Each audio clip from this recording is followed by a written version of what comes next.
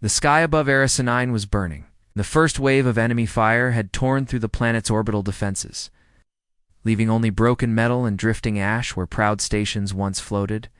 Now the bombardment had turned to the surface. Strike lit the night like a second sun, flattening city blocks, ripping apart streets, and sending shockwaves through the ground.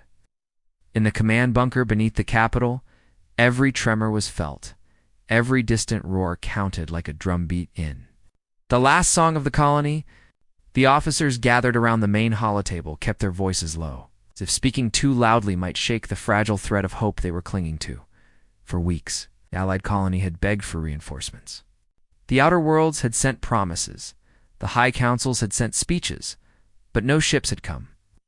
The enemy fleet ships marked with the jagged insignia of the Zrith Dominion had taken its time, cutting supply lines, targeting water plants, strangling Eris 9's breath, one system at a time. Everyone in the bunker knew this siege had not been fast, and it had not been merciful. The final push had begun at dawn, and by nightfall, the defense grid had fallen to 30% strength. The projections on the table flickered between casualty numbers and the slow countdown, until total breach.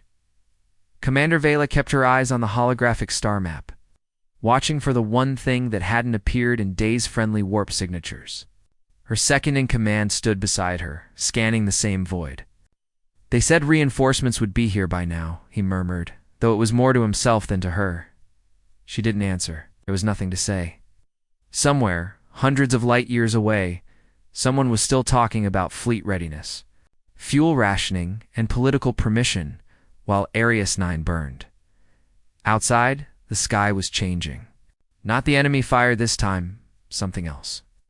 A shimmer at the edge of the upper atmosphere, faint at first, then sharp enough to make even the sensor crews stop their work. New contacts were appearing on the edge of the system. Dozens. No. Hundreds. Warp signatures, the young technician called out, his voice cracking from disbelief. Vector unknown. I repeat known. For a single heartbeat, the room froze. Unknown meant trouble. Unknown meant they were not the allies they had been praying for. But then another voice cut through the tension. Mass readings. Those aren't Dominion ships, they're bigger. The Dominion ships in orbit reacted instantly, tightening their formations, pulling back their flanking lines. The Zrith were predators. They only moved like this when they sensed a bigger predator had entered the hunting ground. The newcomer fleet emerged one by one, each vessel massive, scarred, and armed to the teeth. They were painted in deep, dull grays, with armor plating so thick it looked almost ancient. There were no ceremonial markings, no gleaming banners, no friendly codes. Only the same names stamped in blocky letters across every hull. United Terran. Directorate. The humans had arrived. No one on Eris 9 had called them directly. Humans didn't answer distress calls unless there was something in it for them. More something to prove. But now their ships slid into the battle space like they owned it, moving into loose, unpredictable formations that didn't match any known Allied strategy. They ignored the panicked hails from the bunker, ignored the scrambled messages from the remaining defense ships. They didn't ask who was in command. The first volley came without warning. A Terran battleship 3 times the size of the largest. Dominion vessel unleashed a wall of kinetic fire so heavy that 2 enemy cruisers broke apart before they could even raise shields. Then came the railguns, hurling slugs at near-relativistic speeds, punching through armor like wet paper. The Dominion fleet, so sure of its victory minutes ago, began to scatter. But even as the defenders of Eris 9 watched in awe, a cold truth began to settle over them. Humans weren't here to join their fight. They were here to run their own. Their ships cut through the Dominion like predators swiping prey from a smaller hunter. But they never once coordinated with the Allied remnants. Several Dominion vessels tried to flee toward the far side of the planet alone, for the humans to swing wide and obliterate them without hesitation. Commander Vela felt that strange knot in her chest tighten. They had prayed for help, for salvation. Now they had it, but it had come in the form of something they couldn't control, couldn't predict. As the battle raged in the upper atmosphere, she knew Eris 9's fate was no longer in the hands of its leaders. It belonged to the Deathworlders. Now, and if the rumors about them were true, they never left empty-handed. The Dominion fleet was already breaking formation, but the humans did not rush after them like prey-driven hunters. Instead, they moved with a slow, deliberate rhythm, predatory, calculating, as though the battlefield was already theirs, and the fleeing ships were just pieces to be rearranged before the final kill. Their warships were unlike anything the defenders of Arius 9 had ever seen. Massive, blocky hulls that bore the scars of old battles, gashes, burn marks, and entire armor. Plates welded on in ugly layers, yet they moved as if nothing could slow them. Their engines burned white-hot, the exhaust shimmering with an intensity that strained the sensors. Every line of their design spoke not of elegance, but of raw, brutal function. One of the Terran vessels drifted past the wreckage of a Dominion destroyer, not even glancing at the burning debris. Its hull was covered in angular weapon mounts, like a porcupine of steel and fury. Without breaking speed, it rotated, and 3 massive railgun batteries swung into alignment. In less than 3 seconds, the batteries fired silent flashes of light that became lethal slugs, moving so fast they blurred in the cameras. Half a system away, a Dominion battleship trying to retreat simply came apart, its spine snapping under. The sheer force. The defenders in the bunker below could only watch. "Why aren't they joining our formation?" the second-in-command asked, his voice a mix of awe and fear. He had expected the humans to at least acknowledge Allied command, to fit into the familiar patterns of coordinated defense. But the humans moved like wolves among sheep, choosing their own targets, cutting off escape routes without asking permission. "Commander." Vela said nothing. She had heard stories of Deathworlders before humans, raised on a planet so hostile that its wildlife, weather, and even microbes killed without mercy. They had built their civilization on surviving the impossible, and in space, they brought that same merciless instinct. Every war they fought as if it were the last. Every ally they helped on their own terms. The Dominion ships were quick to notice something else. The humans weren't chasing them out of the system. They were hurting them. Whenever the enemy tried to scatter, human frigates would appear from behind debris fields or burn in from high orbits, forcing them back toward the planet's shadow.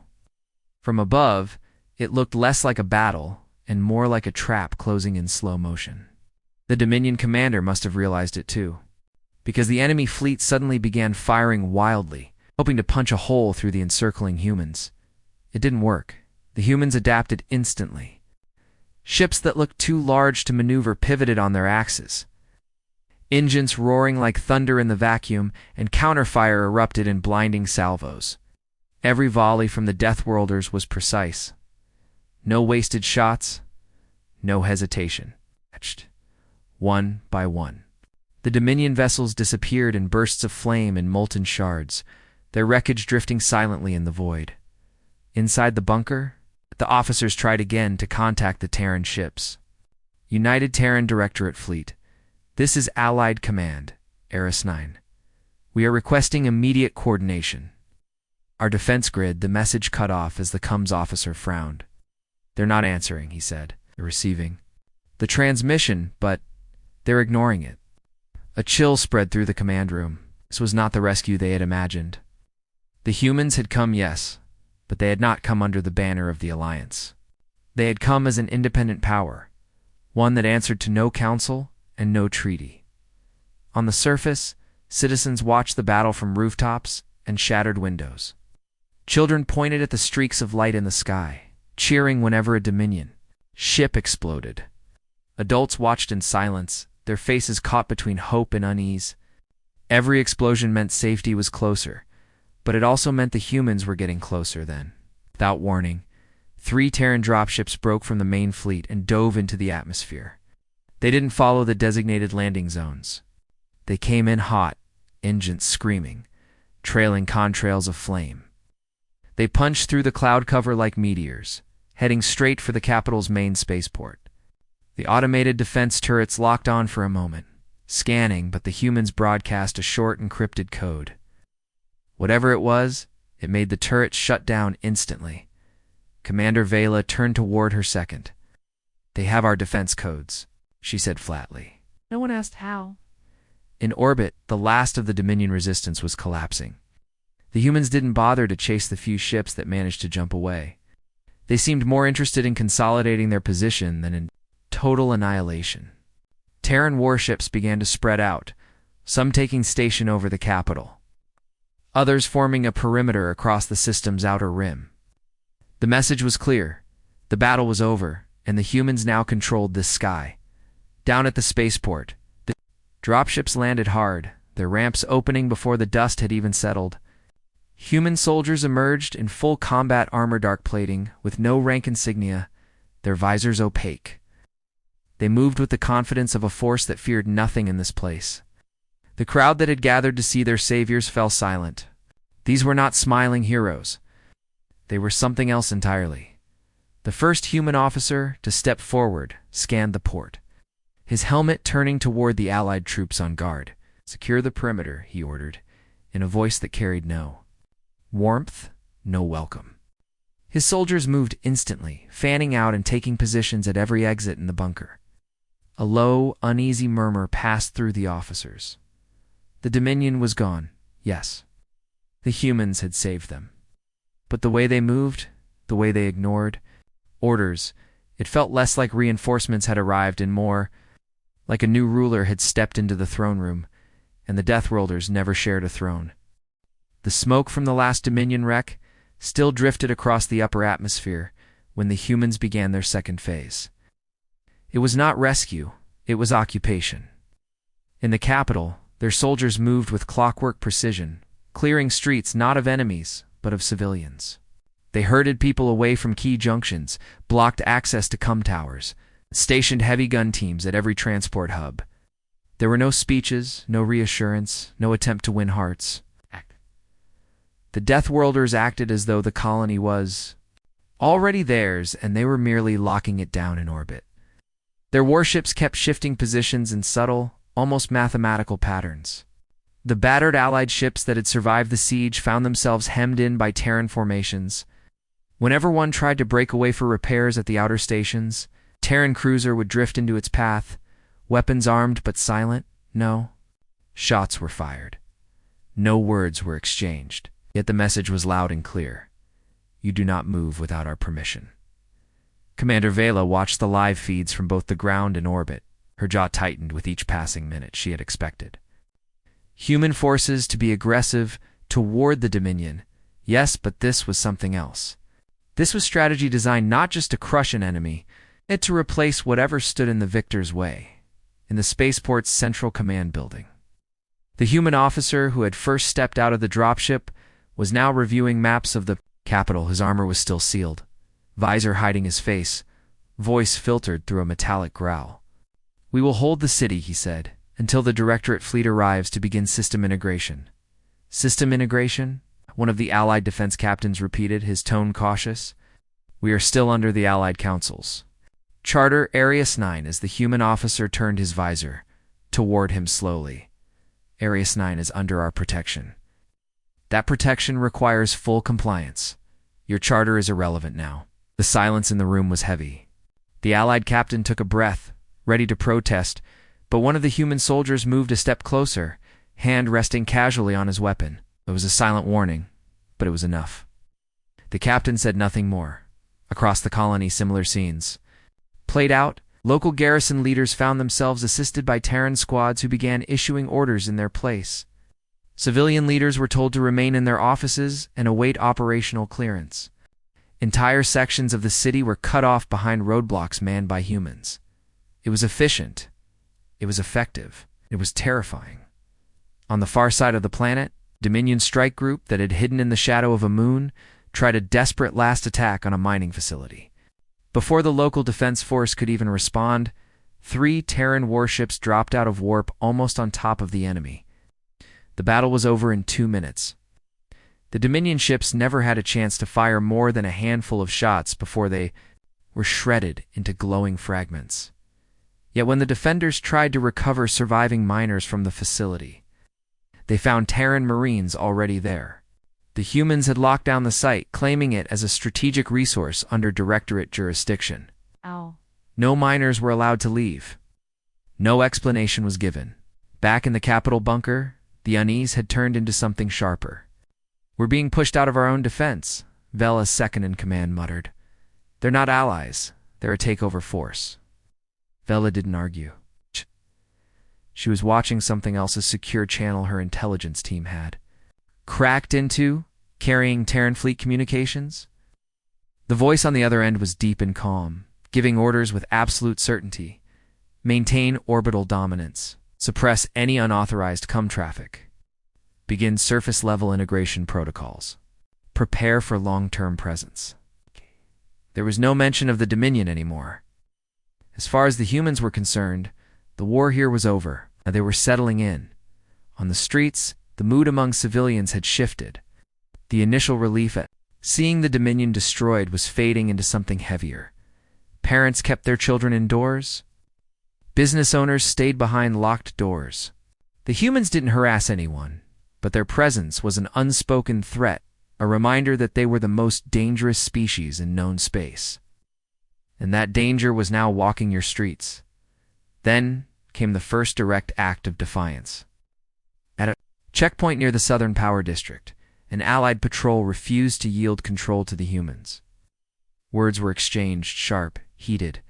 The human sergeant leading the checkpoint simply stepped aside, letting his soldiers handle it. In seconds, the Allied patrol was disarmed, their weapons piled on the ground. No one was killed. No one was hurt. But the humiliation was total. The message spread fast through the city. The Deathworlders didn't need permission, and they didn't tolerate challenges. Later that night, Vela received a private message. It wasn't from the humans, and it wasn't from the Allied Council. It was from a source she thought was long gone a smuggler captain she had once arrested years ago. The message was short. They're not leaving, Commander, and they're bringing more. She closed the file and sat in silence, the weight of it pressing against her ribs. The Dominion had been a threat. The humans were something else entirely. A storm that didn't just pass through but stayed, and she was starting to realize Arius 9 might not survive the peace that was coming. By the third day after the battle, Arius 9 no longer looked like a liberated world. It looked like a captured one. Human banners thick, dark fabric with the silver emblem of the Directorate hung from the highest towers of the capital. Allied. Patrols had been ordered to remain inside their barracks for security reasons. Civilian travel was restricted to designated streets, all patrolled by armored Deathworlder soldiers. Even the city's air traffic had been grounded. No ships took off without Terran clearance, and none had been given. Commander Vela had tried to meet with the human fleet commander twice. Both times, her requests were not a priority. Instead, she was sent a document encrypted, stamped with the Directorate seal. Inside were pages of new directives, written in blunt, uncompromising language. Trade would be rerouted through Terran-controlled ports. All communications with the Allied Council would be filtered through Directorate channels. Any attempt to re-establish independent orbital defense was prohibited. They're replacing our command structure, her second-in-command said, flipping through the file in disbelief. Piece by piece. By next week, we'll be answering to them entirely. They want more than that, Vela replied quietly. They want the people to accept it without protest. That's why they haven't fired a shot at us yet. In the streets, subtle signs of fear were spreading. Shops closed early. Families stayed inside even during the daylight hours. At the checkpoints, human soldiers didn't threaten civilians, but they didn't smile either. Their armor made them look like moving walls of steel, their mirrored visors reflecting the faces of the people they stopped. Every interaction was cold, efficient, final. Then came the first curfew order. A booming announcement echoed across the capital from automated speakers in every district. For the security of Arius 9, all citizens are to remain indoors between the hours of 2200 and 0600 local time. Violators will be detained. It wasn't a request. Resistance started in whispers. Messages passed through hidden coms. Meeting places shifted daily. Some of the local garrison officers began quietly organizing nothing direct yet, just preparation. Weapons caches were moved to safer locations. Patrol routes were observed, recorded. Humans noticed. Of course, they always noticed. And for now, they did nothing. One night, just before curfew, Vela received a surprise visit. in the bunker. The human officer, who had first stepped onto Arius 9, entered without warning, 2 soldiers at his side. His armor was as pristine as the day he arrived, and his visor still hid his face. "Commander Vela," his filtered voice said, "the Directorate values your cooperation. This transition will be smoother if you assist in maintaining order." "You mean if I help you control my own people?" Vela replied, her tone sharp. The officer tilted his head slightly. "Control is necessary for survival. You've seen the Dominion. You know the price of weakness." "I also know the price of losing freedom," she shot back. For a moment, neither moved.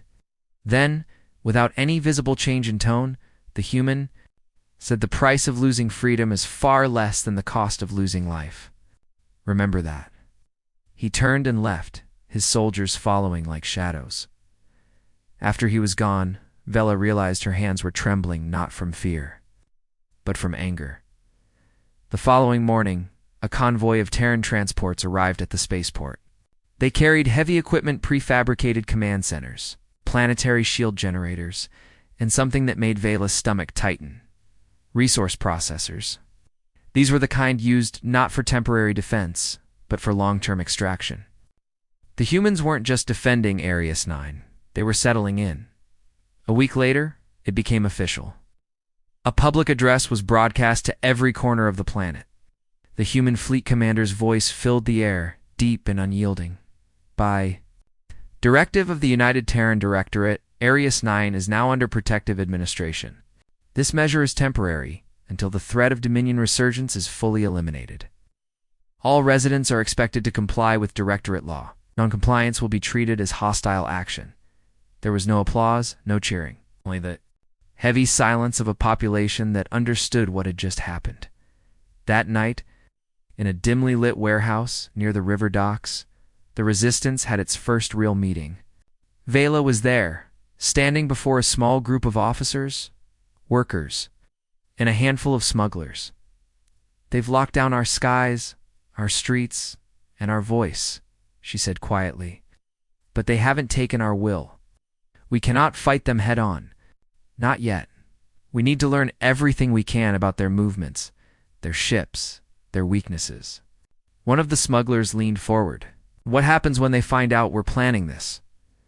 Vela's eyes hardened. "We make sure they regret coming here." But in the shadows beyond the warehouse, a silent figure watched the meeting through a visor lens. A data feed from his helmet streamed directly to a Terran command center. The Deathworlders already knew the Resistance existed. They were letting it grow, because to them, the real game was only just beginning. The first real act of resistance came in the dead of night. A Dominion fuel depot that had been seized and converted into a Terran supply point went up in flames, bright orange fire tearing through the cold blue haze of the industrial district. The blast shook half the capital, shattering windows, triggering alarms, and lighting the skyline like a false sunrise. It wasn't an accident. Everyone knew it. By dawn, the Directorate had locked down the entire district. Terran soldiers stood at every intersection, their armor gleaming with morning frost, rifles held ready. No civilians were allowed to enter or leave. The fire still smoldered, sending up a black column of smoke that could be seen from orbit. Commander Vela didn't claim responsibility. No one in the Resistance did. But she knew who had done it: a splinter cell, impatient, reckless. They'd wanted to show the humans that the people of Arius 9 wouldn't be silent. But in her gut, she knew what was coming next. The Deathworlders moved with frightening speed. They didn't shout, they didn't threaten. They simply began removing people from their homes. Every door kicked in, every suspect taken without a word. Those who resisted were stunned by shock batons and carried away. By midday, more than 60 civilians were missing. None of them had been seen since. The city's tension thickened into something sharper, more dangerous. The people were afraid, but under that fear was anger, a deep, growing fury. That night, Vela met with her closest allies in a hidden chamber beneath the old transit tunnels. A single dim light hung over the table, casting long shadows across their faces. "They're taking hostages," one officer said, his voice low but shaking. With rage, They think we'll back down if they hold our people. They're not hostages, Vela said flatly. They're leverage. Smuggler leaned forward, his hands clasped. Then we need to take something of theirs, something that matters. Group exchanged uneasy glances. Striking at the humans directly wasn't just risky, it was suicide. But the thought lingered in the air like static. Meanwhile, the Terrans tightened their grip. Orbital scans showed their warships rearranging into a blockade pattern. Every civilian ship in dock was inspected daily. Supplies were rerouted. Neighborhoods were searched. It was a slow, methodical pressure, like a predator tightening its jaws. Then, in the midst of it all, a strange thing happened. A small group of children from the outer districts slipped past a checkpoint, and into the capital square, where a Terran patrol was stationed. The soldiers froze as the children approached, holding up makeshift signs painted with shaky letters. Let them go. No one moved for a long moment. Then one soldier stepped forward, slowly lowering his weapon. His visor hid his expression, but his voice was calm. Go home. The children didn't move. Another soldier reached for one of them gently, almost reluctantly, but before contact was made. A sharp order came through the patrol's comms. The soldiers turned away, letting the children remain in the square until night fell. The next morning, the children were gone. No one saw them taken. No one heard a sound. Their families were silent, their windows dark. That was when Vela made her choice. The resistance would stop waiting for the perfect moment. The humans had to feel pressure now, before they erased. The last spark of defiance. The first target was not a warship or a fortified base, it was a Terran supply convoy moving from the southern docks to the capital's central garrison. Lightly armored, guarded by only a dozen soldiers, it was the weakest point in the chain. The attack came fast and brutal.